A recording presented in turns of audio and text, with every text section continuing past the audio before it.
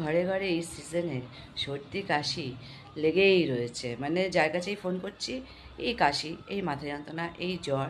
মানে ডক্টরদের কাছে কিন্তু এই সময়টুকুতেই বেশিরভাগ কিন্তু ভিড় হচ্ছে এই জ্বরের জন্য, বুঝেছো? মানে পুজোর এই যারা আইসক্রিম কোল্ড ড্রিঙ্কস ঠান্ডা ঠান্ডা খেয়েছো, রোদে রোদে ঘুরেছি, ঘাম টাম বসে, এইবারে এখন তো সেটা তো এখন তো ভুগতে তো হবেই, তাই না? সেই আইসক্রিম খাওয়ার ফল এখন সেটা তো ভুগতে হবে। ডক্টরদের কী দোষ? কিন্তু ডক্টররা আছে বলেই কিন্তু আমরা ভরসা পাই। ওই জন্যই কিন্তু একদম একটা ছাড়া দুটো আইসক্রিম, গরম লাগছে ঠান্ডা জল, ঠান্ডা কোল্ড ড্রিঙ্কস নে খা, এবার খেয়ে এবারে দেখ এবার কেমন লাগে, তাই না?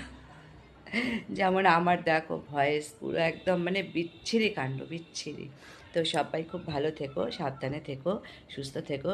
আর প্রতিটা বাচ্চাদেরকেও খুব সাবধানে রেখো, কারণ এখন ওয়েদার চেঞ্জের সময়।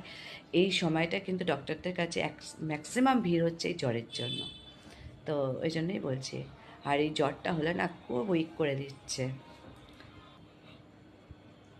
এই ঠান্ডাটা লাগতো না, ঠান্ডাটা লেগেছে আমার এই মাম্মামের জন্য। নিজে আইসক্রিম খেয়েছে, আবার আমাকেও জোর করে খাইয়েছে। নে। হুম। এবার এখন আমাকে ভুগতে হচ্ছে, অতি লোভে তাকে দেখাচ্ছ।